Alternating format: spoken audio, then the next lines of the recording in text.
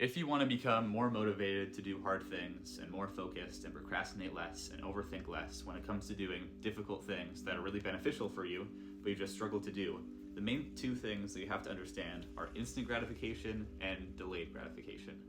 And they're pretty simple to understand once you get it. But instant gratification is, like what the word says, something that's instantly gratifying to us. So something that instantly brings us pleasure. So that could be a long list of things that instantly give us like this dopamine hit in our brains.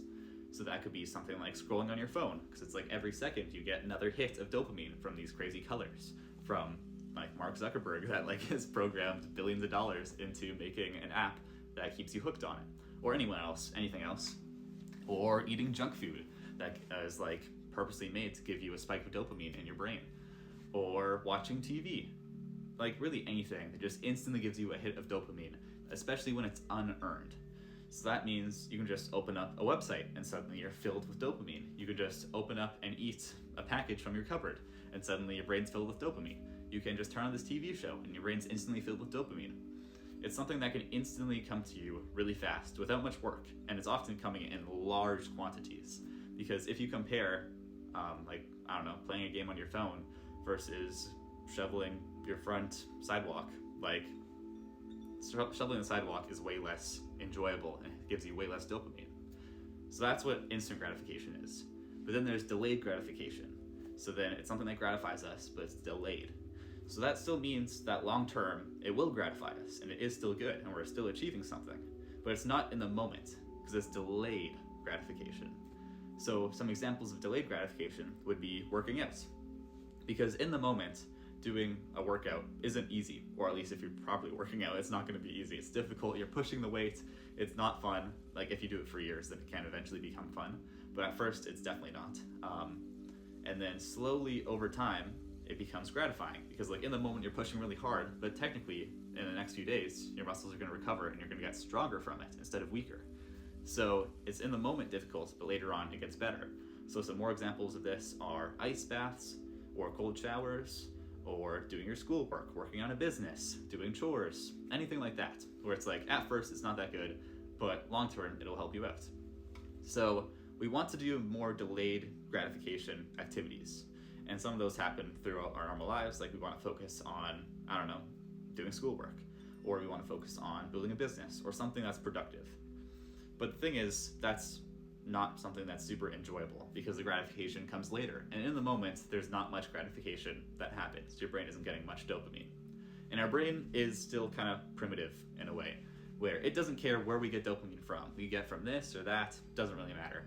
It cares about how much we get and how fast we can get it. So if you compare how much dopamine you're going to get at first from doing a workout versus scrolling on your phone, your brain by default is always going to choose scrolling on the phone.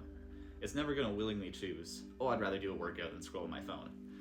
By doing a workout, some people, like if you scroll, you can still do workouts, but it's not going to be easy. Like your brain's not easily choosing it. It's going to take willpower. It's going to take you getting up and your friends pushing you to go do it, or going to an actual gym. And since you're there, then it makes sense socially for you to do a workout. But your brain's not going to easily choose that option. And the more instant gratification activities you do, the harder it'll be for your brain to choose the hard option that you need to do, like studying, working out, any work that you have to do. So we now have this dilemma where our brain is always going to choose instant gratification and not delayed gratification, but we want to do more delayed gratification because that actually rewards us, it's beneficial for us, it's healthier for us, and that's how humans naturally were meant to use dopamine.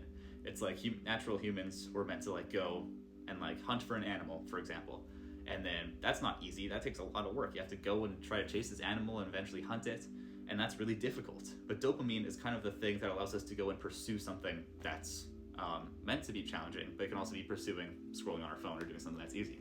But ideally, dopamine pushes us to do something difficult and hard, like going out and hunting.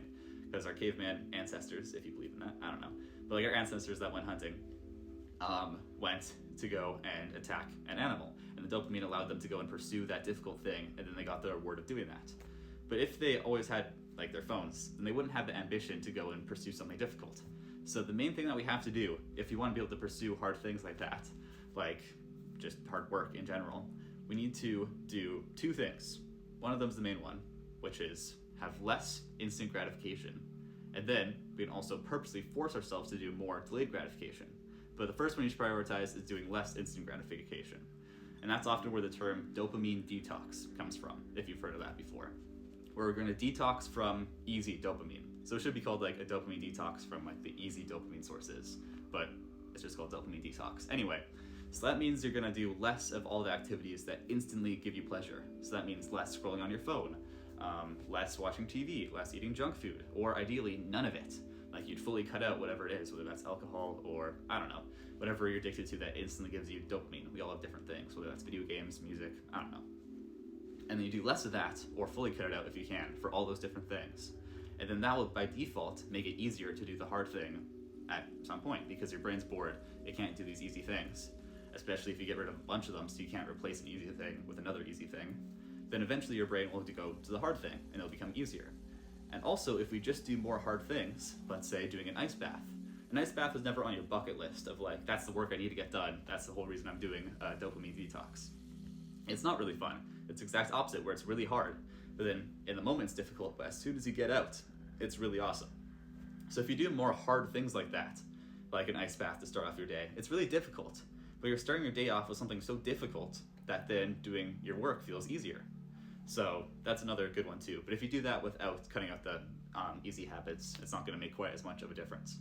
So if you want to become more motivated and more focused, you have to cut out the easy things. Except it's kind of like delayed gratification by cutting out the easy things. Because at first, it's not going to be easy. Like if you've ever tried to quit any of these things before, like scrolling on your phone or junk food or whatever else, music, just going on a detox from any of that stuff, it's not easy at first. It's difficult, it is boring, it's not enjoyable.